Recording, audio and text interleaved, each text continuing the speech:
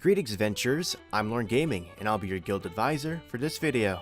The Pickup Gacha banner for Bathroom Princess Eyes has recently started and will end on May 9th.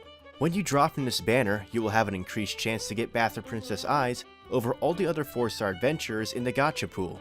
Upon your 5th 11 draw, you are guaranteed to get one Bathroom Princess Eyes. I'll be analyzing Bathroom Princess Eyes in order to help you decide whether or not you should use your precious Iris for her. First off, this Eyes is a balanced unit, meaning her strength and magic won't be as high as physical and magic attackers, but balanced characters tend to have movesets with more utility. That being said, her magic stat is nothing to scoff at, with their max magic stat trailing behind the best magic unit in the game, Elven Awakening Lafia, by about 200 points. For the English version of the game, we haven't had many magic characters available via banners, Elven Awakening Lafia pretty much being the only one from the Sortatoria banner.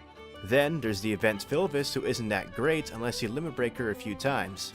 If you're lacking a pool of magic characters, Bathroom Princess Eyes will be a good investment. One thing to note is that her standard attack scales from her magic attack, so go ahead and equip a good magic weapon on her.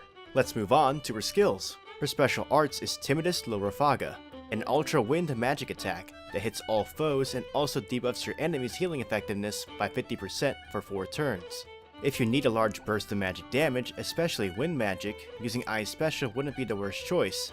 But if you have a pure magic attacking character like Lafia, Maiden Vilvis, or Onsen Lily, you're better off using theirs as they will hit harder due to their higher magic stat along with Lafia's inherent magic boost modifier to her special. However, in the rare fight where your enemies heal so much it becomes a problem, this special will be useful. Her first of 3 combat skills is Illusion Mech, a mid-power wind magic attack that hits all foes and decreases their magic resistance by 20% for 2 turns. This is a spectacular skill for fights where you need AoE and have a magic-oriented team, as their magic attacks will hit harder after Eyes lands the magic resist debuff.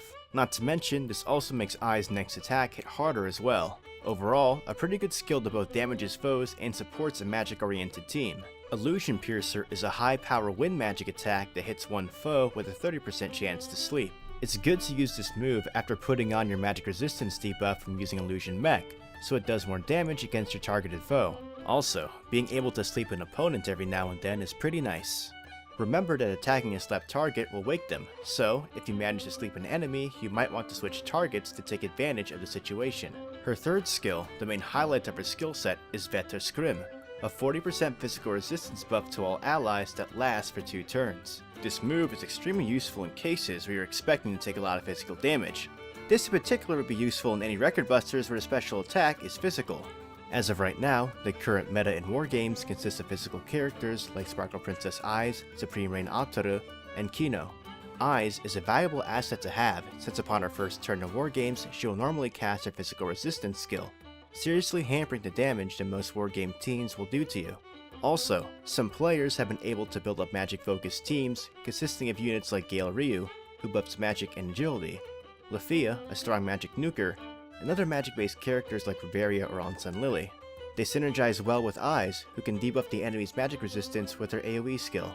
Most people are using assists like Chloe, Onsen Hestia, and Hephaestus, who all counter physical damage. But if you have a magic team, you could partly waste their efforts. Of course, unless you're really lucky or spend a lot of money on the game, you won't normally have limit broken versions of these magic characters, except for maybe Lafia and Bathroom Princess Eyes. Your wargame party is going to depend on your strongest characters, normally the ones that are limit broken the most. To review, Bathroom Princess Eyes is a good adventure to strive for, and works especially well with other magic attackers who benefit from her magic resistance debuff.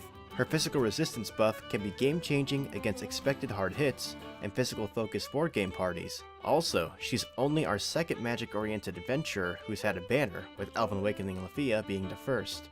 If you are going to roll for her, I would say be prepared to spend at least 2,000 Iris. There's no guarantee you'll get her before the 5th 11 draw, so it might feel like a waste if you stop at your 3rd or 4th ones.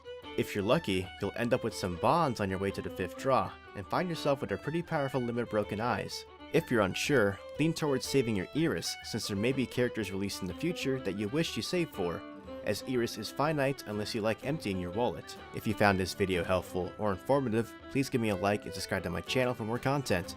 To stay updated on what I'm doing, follow me on Twitter. You can also join my Discord if you have any questions about the game. Continue enjoying your time adventuring in Memoria and the dungeon. This is Lorne Gaming, and I'm signing out.